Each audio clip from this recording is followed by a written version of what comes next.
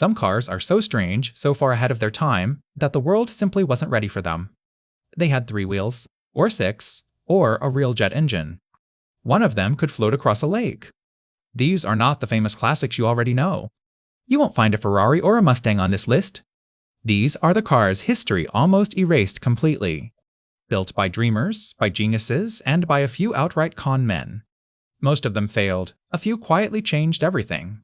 And today almost nobody remembers they ever existed. These are the 10 craziest cars you have never heard of. We are counting them down from 10 to 1. And number 1 barely sounds like it could be real. Number 10, the Peel P50. It was built on the Isle of Man, a tiny island between England and Ireland. This is the moment in 1962 when a company asked a simple question. How small can a real car possibly be? The answer was just over 4 feet long and under 3 feet wide. 1 seat, 3 wheels, room for, as they said, 1 adult and a shopping bag. Under the floor sat an engine of just 50 cubic centimeters. That is the size of a small motorbike or a lawnmower. Top speed was around 28 miles an hour, downhill with a tailwind. And here is the strangest part. It had no reverse gear at all. To turn around, you stepped out, grabbed a handle on the back, and dragged it by hand. It weighed so little that one person could lift the entire car. Decades later, it became a cult legend on British television. A host famously drove one straight into an office and down a hallway. Demand grew so much that the little car went back into production. Today, an original Peel can sell for over $100,000. Number 9, the Covini C6W. An Italian sports car with one detail you simply cannot unsee. It has 6 wheels, and 4 of them are at the front. When you first look at it, your brain refuses to accept it. But the idea was not a joke. It came straight from Formula 1. In the 1970s, a race team built a car with 4 small front wheels. That car remains the only 6-wheeler to ever win a Grand Prix. It worked so well that the rules were later rewritten to exclude it. Ferruccio Covini chased that same idea for nearly 30 years. 4 front tires mean more grip, shorter stops, and far more stability. And if one front tire bursts at speed, the other 3 keep you straight. Behind the cabin sits a powerful V8, mounted in the middle. It is fast, it is loud, and it genuinely works. It is fully road legal and built almost entirely by hand. It just happens to look like nothing else ever made.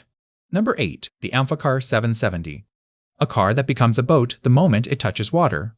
It was the dream of a German engineer named Hans Trippel. On the road, it looked like an ordinary little convertible. But drive it straight down a boat ramp and 2 propellers spun to life under the back. The strange name came from its 2 top speeds. 7 knots on the water and 70 miles an hour on land. The front wheels even worked as rudders to steer it through the waves. On the water, it was slow, and it had a habit of leaking. Owners learned to keep a pump on board, just in case.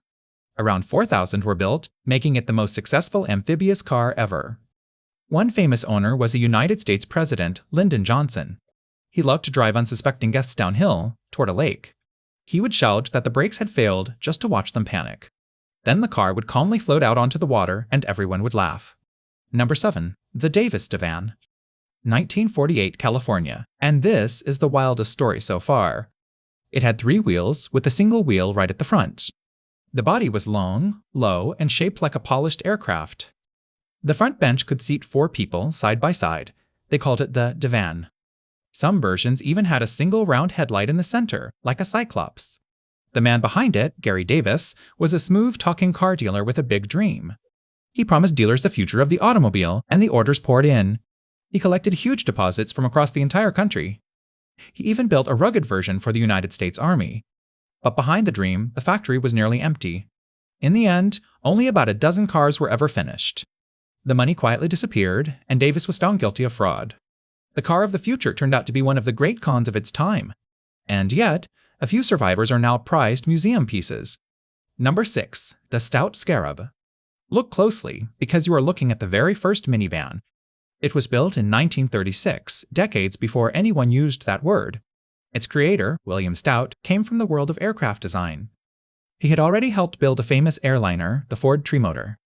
His motto was simple: simplicate and add lightness. He pushed the engine all the way to the back, leaving a huge, flat floor.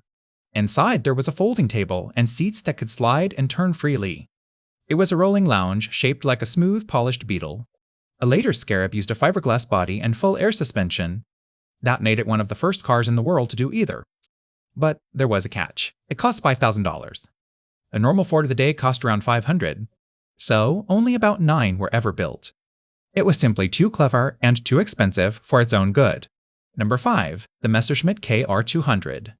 Yes, that Messerschmitt, the famous German aircraft maker. After the war, the company was barred from building airplanes. So its engineers did the next best thing. They built a cockpit on wheels. The design came from an aircraft engineer named Fritz Fend. It arrived in 1955, and it looked like a tiny fighter plane. A clear bubble canopy lifted up to let you climb inside. 2 people sat in a line, one behind the other, like a jet. It steered with a handlebar, not a wheel, and rolled on 3 wheels. A tiny engine of under 200 cubic centimeters pushed it along. It was so light and slippery, it set speed records for its tiny class. And it had one truly bizarre trick. To reverse, you restarted the engine so it ran backward, which meant it had 4 gears going forward and 4 going back. There was even a faster 4-wheeled version called the Tiger. For a broke post-war Europe, it was freedom on a budget. Number 4. The Mohs Opera Sedan. Yes, that really is its name, and it is every bit as strange as it sounds. It was built in 1967 by an aircraft maker named Bruce Mohs. He had made his money building seaplanes. Then he turned to cars with no regard for any normal rules. And his car had a feature no other would dare to copy. It had no side doors at all. You entered and exited through a single door at the very back of the car. The reasoning was safety. You would never step out into passing traffic again. The body was wrapped in thick padding and genuine Persian lamb wool. It rode on special tires and weighed nearly 3 tons. The price was around $25,000, a true fortune at the time. Only one was ever built, and remarkably, it still exists today. Mohs later built an open-top sibling just as bizarre called the Safari car. It may be the most over-the-top car of the entire century. Number 3. The Tatra 77. It came from 1934, and it is far stranger than it looks. It is often called the first truly aerodynamic production car in the world. While every other car was shaped like a brick, this one was shaped like a teardrop. Its drag was so low, it rivaled cars built decades later. Its engineer, Hans Ledwinka, hid an air-cooled V8 in the very back. A tall fin ran down the rear to keep it steady at speed. And that smooth shape would inspire another famous rear-engine car. The Volkswagen Beetle. The resemblance was so strong that Tatra accused Volkswagen of copying them. That fight dragged on for decades, until Tatra finally won. But that heady rear engine made the car wild and tail-happy at high speed. So many officers lost control on the new Autobahns that it earned a dark nickname. Some called it the Czech secret weapon. Genius and danger wrapped in the same beautiful shell. Number 2. The Dymaxion. If a spaceship and an airship had a child, it would look exactly like this. It was designed in 1933 by the great visionary Buckminster Fuller. It was nearly 20 feet long, yet it rolled on only 3 wheels. The single rear wheel did all the steering. That meant it could spin around in its own length, like a boat. It could carry 11 people and reach close to 90 miles an hour. It could also do 30 miles to the gallon, which was unheard of. Instead of a rear window, it used a periscope to see behind. Fuller refused to even call it a car. He saw it as a ground vehicle that would one day grow wings and fly. Crowds mobbed it everywhere it appeared. But then came disaster at the Chicago World's Fair. A serious wreck involving the Dymaxion made headlines around the world. Frightened, every investor walked away. Only 3 were ever built. Years later, the architect Norman Foster built a working replica just to prove it was real. And number 1, the Chrysler Turbine car.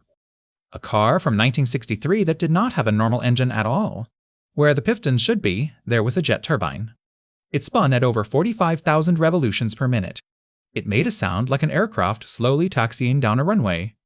And it would run on almost any liquid you dared to pour into it. Diesel, kerosene, jet fuel, even cooking oil. The president of Mexico reportedly ran one on pure tequila. Each body was handcrafted in Italy by the famous Ghia studio in glowing bronze. Chrysler built a fleet of them and loaned them to ordinary American families. More than 200 everyday people got to live with a jet-powered car. They loved it. The turbine had almost no moving parts and could idle all day without showing its age. But there is a reason you have never driven one. When the test program ended, Chrysler took almost every car back. And then, to avoid import taxes on those Italian bodies, they made a cold decision. The cars were crushed and most were burned. Dozens of these incredible jet cars were destroyed on purpose. Only a handful survive today, in museums and a few private collections. One of them still runs, owned by the comedian Jay Leno. Today, those few survivors are among the most prized American cars ever made. A machine decades ahead of everyone, erased on purpose. 10 cars, 10 ideas the world was not ready for. Some were pure genius, some were pure madness, a few were both at once. They were too early, too strange, or too bold to survive, but every single one of them tried to imagine the future, and that is exactly why they deserve to be remembered. So tell me, which one of these would you actually drive? Because the craziest cars were never the famous ones. They were the ones the world quietly chose to forget.